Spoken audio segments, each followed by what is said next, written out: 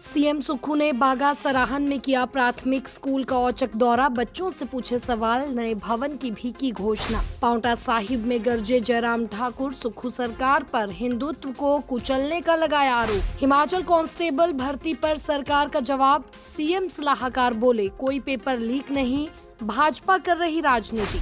2023 की आपदा राहत के लिए केंद्र सरकार ने हिमाचल को दी वित्तीय मदद। सीएम सुक्खू ने दिल्ली में पीएम मोदी से की थी विशेष मदद की मांग। हिमाचल हाईकोर्ट का ऐतिहासिक फैसला, विधवा बहू के पुनर्विवाह के बाद सास ससुर को मिलेगा फैमिली पेंशन का अधिकार। खराब रिजल्ट देने वाले शहरी स्कूलों के शिक्षकों पर सख्त कार्रवाई, ट्रांसफर और नोटिस के आदेश।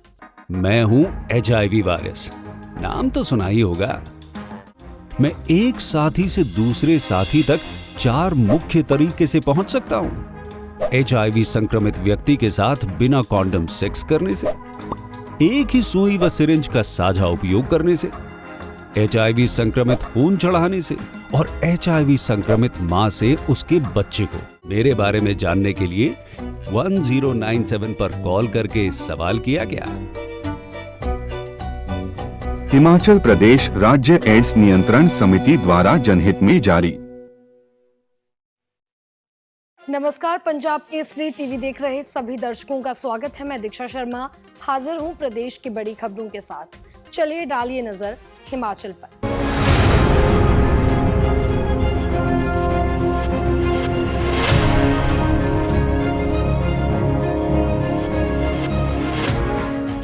पहली खबर का रुख करते हैं। मुख्यमंत्री सुखविंदर सिंह सुक्खू ने बुधवार को अपने बागा सराहन दौरे के समापन पर एक ऐसा कदम उठाया जिसने सभी को चौंका दिया। अपने अगले दौरे पर रवाना होने से पहले सीएम सुक्खू अचानक एक सरकारी प्राथमिक स्कूल पहुंचे और बच्चों के साथ प्रार्थना सभा में शामिल हो गए। इस दौरान उन्होंने बच्चों से सामान्य ज्ञान के सवाल पूछे और बच्चों के आत्मविश्वास तथा समझदारी से बेहद प्रभावित हुए।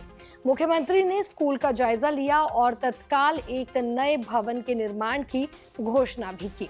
उन्होंने कहा कि शिक्षा को जमीनी स्तर से मजबूत करना सरकार की प्राथमिकता है और बच्चों को बेहतर शैक्षणिक माहौल देना उनका संकल्प है। इस अवसर पर उन्होंने शिक्षकों को भी आवश्यक दिशा निर्देश दिए कि बच्चों को नियमित रूप से सामान्य ज्ञान की शिक्षा दी जाए, जिससे उनका बौद्धिक विकास सुनिश्चित किया जा सके। अगली खबर की ओर बढ़ते हैं। हिमाचल प्रदेश के पूर्व मुख्यमंत्री और नेता प्रतिपक्ष जयराम ठाकुर ने पांवटा साहिब में जनसभा को संबोधित करते हुए सुक्खू सरकार पर तीखा हमला बोला।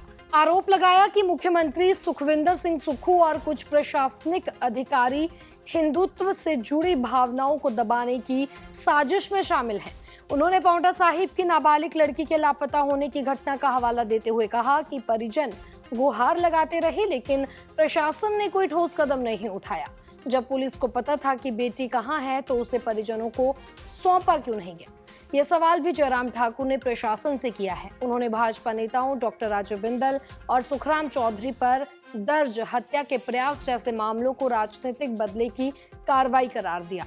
जयराम ठाकुर ने चेतावनी दी है कि हिंदू समाज की आस्था से खेलने वालों को जवाब मिलेगा। पुलिस और प्रशासन सत्ता के दबाव में काम करना बंद करें, नहीं तो परिणाम गंभीर होंगे। उन्होंने शिमला और संजौली की घटनाओं का भी जिक्र किया और उन्हें भी एक सुनियोजित हिंदू विरोधी मानसिकता का हिस्सा बताया। नेता प्रतिपक्ष जयराम ठाकुर ने ये भी मांग की कि अब तक की गई गिरफ्तारियां रद्द हों और दर्ज मुकदमे वापस लिए जाएं। मुख्यमंत्री सुखविंदर सिंह सुक्खू पर हमला करते हुए जयराम ठाकुर ने कहा कि वह 97% हिंदू समाज को हराने की मानसिकता से ग्रसित हैं और वही सोच पांवटा की घटनाओं की जड़ है। उन्होंने कहा कि हिंदू भावनाओं को कुचला गया तो बीजेपी बिल्कुल भी चुप नहीं बैठेगी। बढ़ते हैं अगली खबर की ओर। हिमाचल में कांस्टेबल भर्ती प्रक्रिया की पारदर्शिता पर उठ रहे विपक्ष के सवालों पर सरकार ने कड़ा रुख अपनाया है। मुख्यमंत्री के प्रधान मीडिया सलाहकार नरेश चौहान ने सचिवालय में मीडिया से बातचीत करते हुए कहा कि भाजपा को पहले अपने कार्यकाल का आकलन करना चाहिए। जब प्रदेश में भर्ती घोटाले में पेपर लाखों में बिके थे और राज्य की छवि को नुकसान पहुंचा था, नरेश चौहान ने कहा कि मौजूदा कांग्रेस सरकार ने पारदर्शिता बनाए रखने के लिए लिखित परीक्षा हिमाचल लोक सेवा आयोग से करवाई है। पालमपुर में सामने आए ठगी मामले की जांच चल रही है और आरोपी गिरफ्तार हो चुके हैं। उन्होंने युवाओं से अपील की है कि यदि कोई परीक्षा पास करवाने का लालच दे तो पुलिस को उसकी तुरंत सूचना दे। वहीं सिरमौर जिले से जुड़े मामले में उन्होंने कहा कि लड़की को परिजनों के हवाले किया जा चुका है और उसने अपनी मर्जी से जाने की बात कही है। हर मामले को राजनीतिक रंग देना उचित बिल्कुल भी नहीं है और सरकार जो है निष्पक्ष जांच कर रही है। बढ़ते हैं अगली खबर की ओर। हिमाचल प्रदेश में वर्ष 2023 में आई भीषण प्राकृतिक आपदाओं, बाढ़, भूस्खलन और बादल फटने की घटनाओं से प्रदेश को भारी नुकसान झेलना पड़ा था। अब इस नुकसान की भरपाई के लिए केंद्र सरकार ने 2006 करोड़ 40 लाख रुपए की बड़ी राहत राशि को मंजूरी दी है। ये मंजूरी केंद्रीय गृह मंत्री अमित शाह की अध्यक्षता में उच्च स्तरीय समिति ने दी। भाजपा के राष्ट्रीय अध्यक्ष और केंद्रीय मंत्री जेपी नड्डा ने इस पर प्रधानमंत्री नरेंद्र मोदी और गृह मंत्री अमित शाह का आभार जताते हुए कहा कि केंद्र सरकार हर आपदा में राज्यों के साथ खड़ी है। केंद्र सरकार की इस राहत के तहत वित्तीय वर्ष 2024-25 में एसडीआरएफ से 28 राज्यों को 20,264 करोड़ और एनडीआरएफ से 19 राज्यों को 5,160 करोड़ रुपए जारी किए गए हैं। हिमाचल के लिए यह सहायता विशेष रूप से 2023 में आई आपदा के मद्देनजर दी गई है। पूर्व मुख्यमंत्री जयराम ठाकुर, अनुराग ठाकुर, डॉक्टर राजू बिंदल, प्रेम कुमार धूमल, शांता कुमार और अन्य भाजपा नेताओं ने भी केंद्र सरकार का आभार व्यक्त किया है। आपको यहाँ ये भी बता दें कि सीएम सुक्खू ने बीते महीने प्रधानमंत्री से दिल्ली में मुलाकात के दौरान इस मुद्दे को जो है वो प्रमुखता से उठाया था। मुख्यमंत्री ने बताया था कि आपदा के कारण राज्य को 9,042 करोड़ रुपए का नुकसान हुआ है, लेकिन कोई अलग से वित्तीय सहायता नहीं मिली थी। इसके बाद प्रधानमंत्री ने हर संभव सहायता का आश्वासन दिया था और अब ये राहत मंजूर हो चुकी है। बढ़ते हैं अगली खबर की ओर। हिमाचल प्रदेश के शिक्षा मंत्री रोहित ठाकुर ने शिमला स्थित स्कूल शिक्षा निदेशालय में समीक्षा बैठक के दौरान शिक्षा व्यवस्था में सख्त सुधारात्मक कदमों की घोषणा की है। बैठक में फैसला लिया गया है कि पिछले 3 सालों में 10वीं और 12वीं कक्षा में 25% से कम परिणाम देने वाले शहरी स्कूलों के शिक्षकों को दूसरे जिलों में ट्रांसफर किया जाएगा।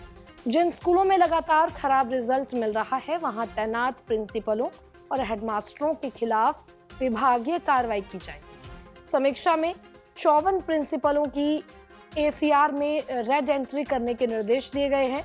इनमें 12वीं के 5, 10वीं के 23 और हाई स्कूल के 24 प्रिंसिपल शामिल हैं। कम परिणाम देने वाले शिक्षकों को कारण बताओ नोटिस जारी होंगे और जवाब असंतोषजनक मिलने पर वार्षिक इंक्रीमेंट रोकी जाएगी। बैठक में शिक्षा मंत्री ने ये भी निर्देश दिए हैं कि हर स्कूल का प्रत्येक माह जो है वो औचक निरीक्षण किया जाए और शिक्षकों से गैर शिक्षण कार्य न्यूनतम करवाए जाए। अब से बोर्ड परीक्षाएं सुबह 10 बजे से दोपहर 1 बजे तक आयोजित होंगी। केंद्र अधीक्षक, पर्यवेक्षक और मूल्यांकनकर्ता शिक्षकों की नियुक्ति रैंडम आधार पर होगी, ठीक सीबीएसई की तर्ज पर। जहां स्कूलों में छात्रों की संख्या 0 है, वहां से शिक्षकों और अन्य स्टाफ को आवश्यकता वाले स्कूलों में स्थानांतरित भी जो है किया जाएगा। सभी शिक्षकों को डिजिटल हाजिरी लगाना अनिवार्य किया गया है, जिसकी रिपोर्ट हर महीने दी जाएगी। स्पेशल डे सेलिब्रेशन अब केवल प्रार्थना सभा तक सीमित रहेंगे और पूरे दिन का समय जो है वो बर्बाद नहीं किया जाएगा। साथ ही शिक्षा मंत्री ने अच्छे शिक्षकों की एक विशेष सूची तैयार करने और उन्हें मास्टर ट्रेनर बनाए जाने की भी बात कही है।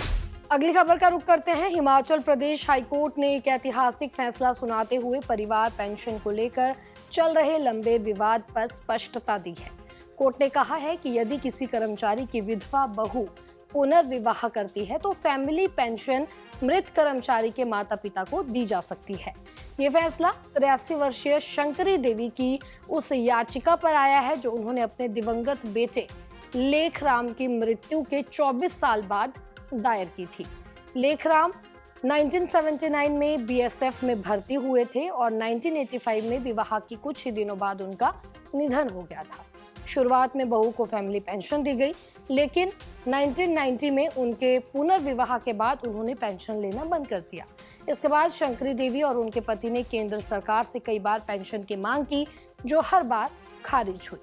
1999 के केंद्र सरकार के उस आदेश को हाईकोर्ट ने रद्द करते हुए प्रतिवादियों को 6 सप्ताह के भीतर पुनः निर्णय लेने के निर्देश दिए हैं। हाईकोर्ट ने यह भी स्पष्ट किया है कि याचिका में देरी के बावजूद यदि व्यक्ति लगातार नुकसान झेल रहा हो तो देरी को नजरअंदाज किया जा सकता है।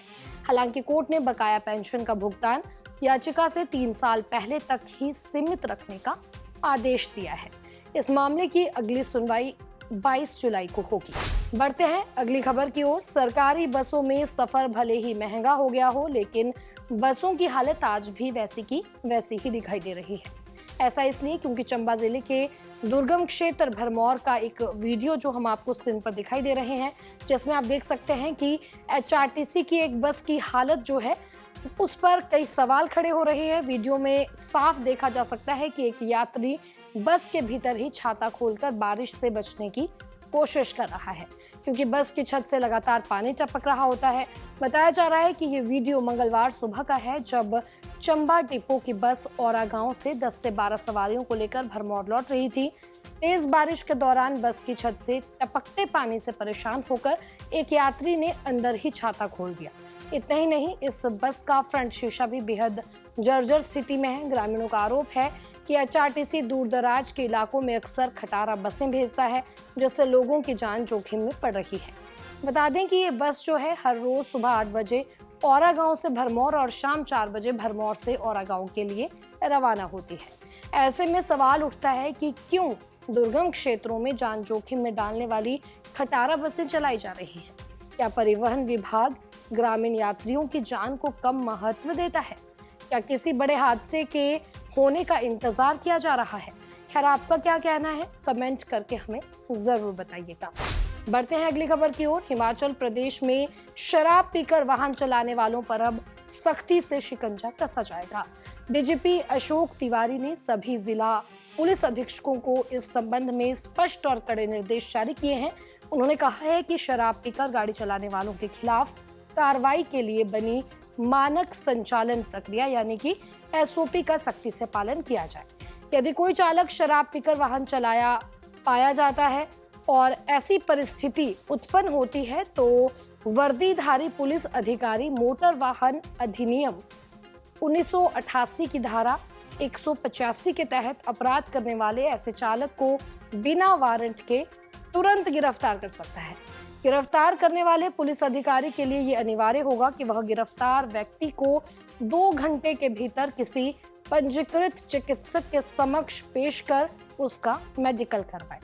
यदि पुलिस अधिकारी 2 घंटे के भीतर गिरफ्तार व्यक्ति का मेडिकल नहीं करवा पाता है तो उल्लंघनकर्ता को जमानत और बॉन्ड प्रस्तुत करने पर हिरासत से रिहा कर दिया जाएगा। DGP ने यह भी निर्देश दिए हैं कि शराब पीकर गाड़ी चलाने के मामलों में की गई सभी गिरफ्तारियों की जानकारी दैनिक DSI यानी कि डेली सिचुएशन रिपोर्ट के माध्यम से कार्यालय को भेजी जाए। मोटर वाहन अधिनियम की विभिन्न धाराओं का उल्लेख करते हुए DGP ने यह भी स्पष्ट किया है कि यदि कोई चालक अपना नाम और पता बताने से इनकार करता है तो उसे भी गिरफ्तार करने का प्रावधान है। तो ये थी आज की बड़ी खबरें। कल आपसे फिर मुलाकात करेंगे, तब तक बने रहिए पंजाब केसरी हिमाचल के साथ।